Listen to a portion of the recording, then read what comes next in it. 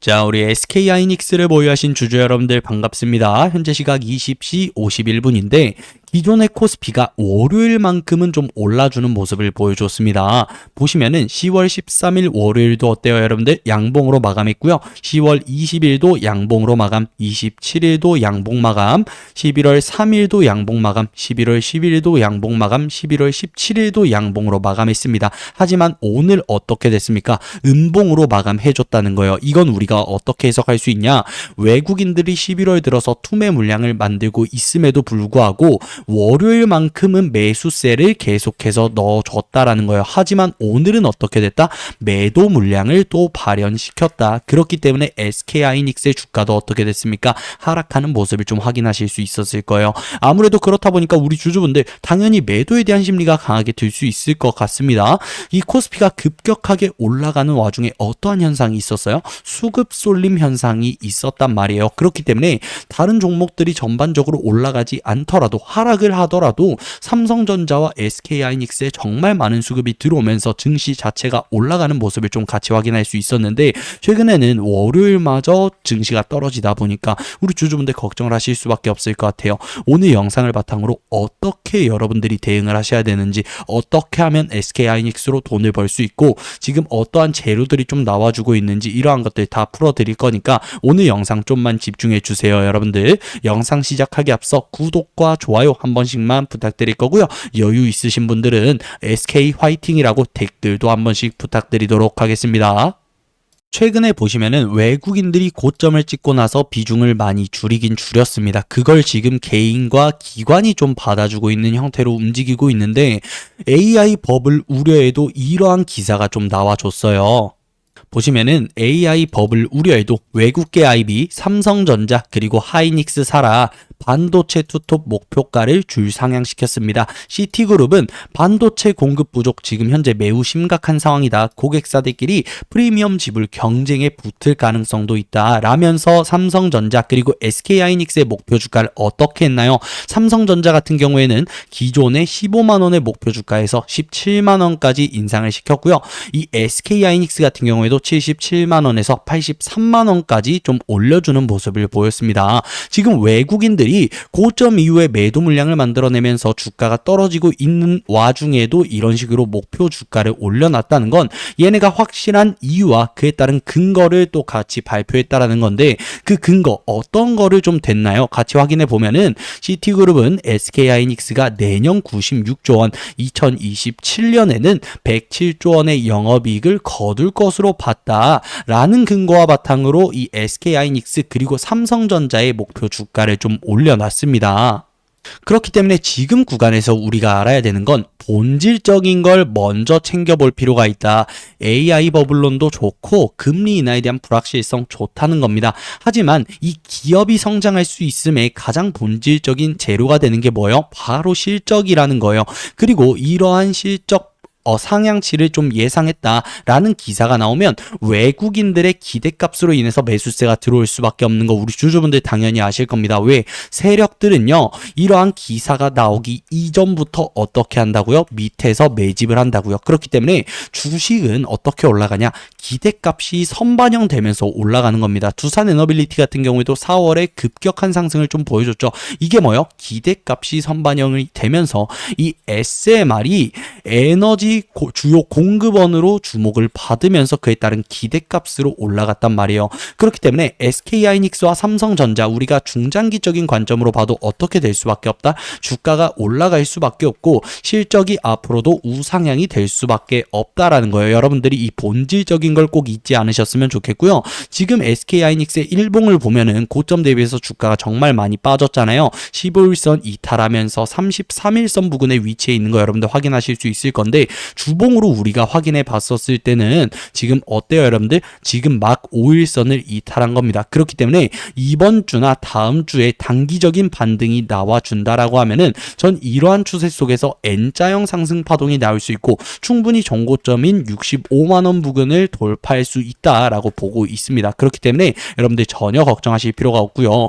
기존에 11월 들어서 외국인들이 투매 물량을 만들어내고 있는 가장 큰 이유가 뭔가요? 맞아요. 12월 금리 인하에 대한 불확실성입니다. 고용지표가 발표되고 나서 금리 인하 확률 4대 6이었어요. 그래도 40%면 매우 낮잖아요. 하지만 최근에 어떻게 됐습니까? 존 윌리엄스의 긍정적인 발언과 함께 금리 인하 확률 완전히 바뀌었습니다. 7대 3으로 바뀌었어요. 지금 구간에서 이 금리 인하에 대한 불확실성 그리고 엔비디아의 주가가 떨어지고 이 AI 버블론 이러한 우려감이 시장에 조성이 되어 있는 가운데 외국인들의 매도 물량이 나오고 있지만 결국에 금리 인하 확률 몇 %다? 무려 70%다. 그렇기 때문에 12월에 금리 인하가 된다라고 하면은 FOMC 발표 이후에 주가가 급격하게 올라갈 수 있겠죠. 그럼 지금 구간에서 우리는 어떻게 해야 됩니까? 이 위기를 기회로 바꿀 줄 알아야 된다라는 거예요. 세력들이 저점에서 매집을 하고 있었을 때 우리도 어떻게 해야 된다? 같이 비중을 늘려야 된다. SK하이닉스 그리고 삼성전자는 어떻게 될 수밖에 없다?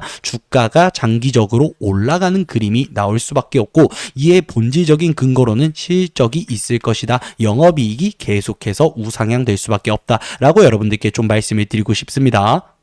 그리고 금요일날 삼성전자 그리고 SK하이닉스 정말 많은 외국인들의 매도 물량이 나왔었잖아요. 이걸 우리 주주분들이 아셔야 되는데 지금 엔비디아가 실적 발표 이후에 갭상이 나왔고요. 하락 이후에 하락 추세로 좀 접어들고 있습니다. 엔비디아 실적 발표 안 좋았나요? 아니에요. 역대급으로 좋았습니다. 어닝 서프라이즈가 확실하게 나와줬어요. 그럼에도 불구하고 주가가 눌렸던 이유가 뭐예요?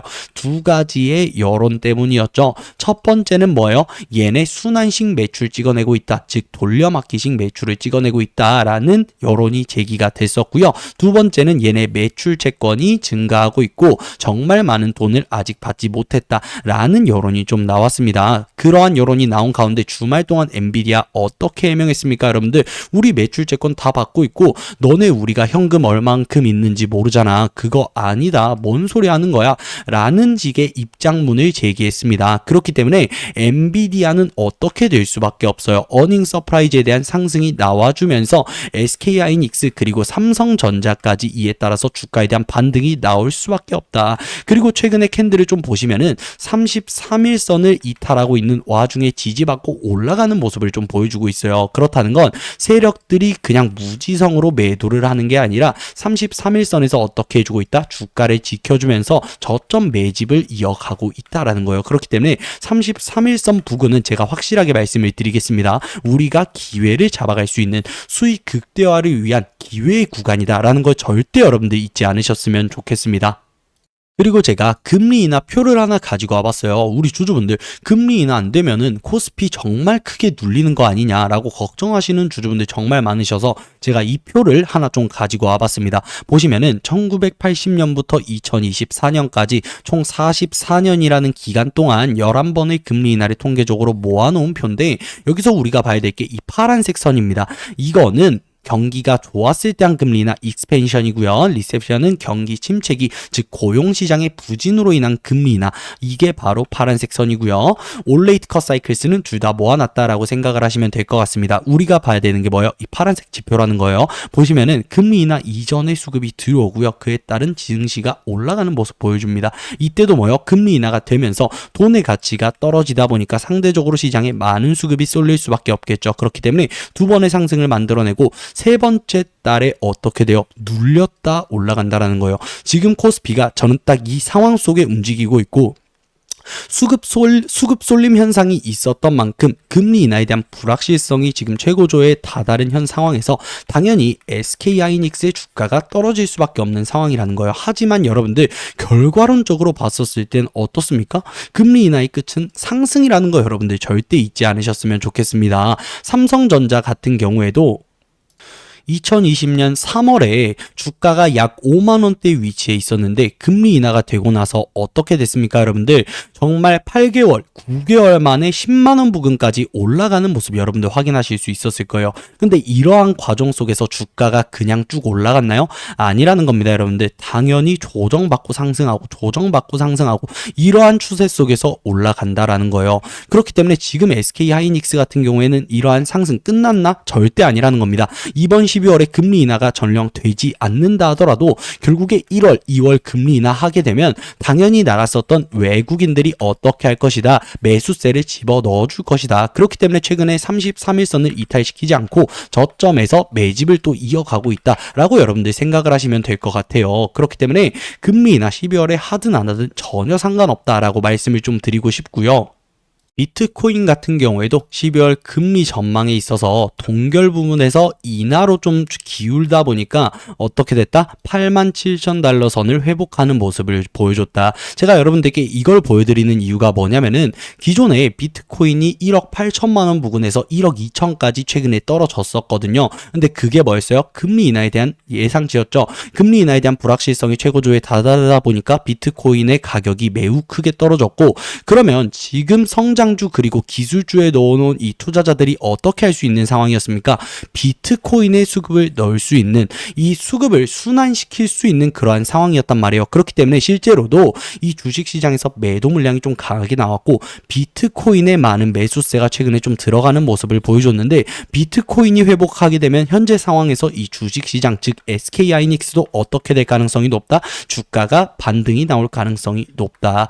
그렇기 때문에 지금 구간에서는 여러분들 리스크들이 하나하나 소멸되고 있다라고 미리 좀 말씀을 드리고 싶습니다. 가장 중요한 건 AI 버블론에 있어서 여러분들께 말씀드리고 싶은데, 2008년에도 이 아이폰이 스마트폰 계열을 만들겠다, 성공시키겠다 했었을 때 그에 따른 기대값을 어떻게 됐었어요? 주가가 올라갔었어요. 근데 사람들이 그때 어떻게 했습니까?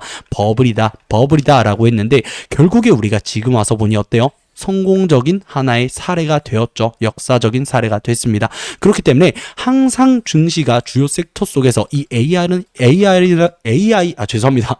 이 AI를 중심으로 두고 당연히 올라가고 있고, 엔비디아, SK하이닉스, 삼성전자 같은 경우에도 AI에 있어서 많은 수급이 들어왔었잖아요. 그렇기 때문에 AI는 거품이다라는 이러한 버블론은 항상 나왔습니다. 그렇기 때문에 여러분들 너무 크게 신경 쓰지 않으셔도 된다라고 미리 말씀을 드리고 싶고, 지금 외국인들이 매도 물량을 만들어내면서 증시가 하락하고 SK하이닉스 같은 경우에도 최근에 보셨다시피 외국인들이 정말 크게 매도를 하고 있음에도 불구하고 ECT그룹에서 목표 주가를 무려 83만 원까지 올려놨다라는 건 SK하이닉스 장기적으로 성장할 것이다 라는 거에 세력들은 어떻게 할 수밖에 없다? 베팅할 수밖에 없다라는 거예요. 그렇기 때문에 우리는 이번 눌림목이 만들어졌었을 때 33일선 부근에서 무조건 비중을 늘려가자 라고 제가 이번 영상에서 좀 말씀드려보도록 하겠습니다. 오늘 영상 여기까지고요. 오늘 제 영상이 좀 유익하셨다라고 하면은 구독과 좋아요 한 번씩만 부탁드릴 거고요.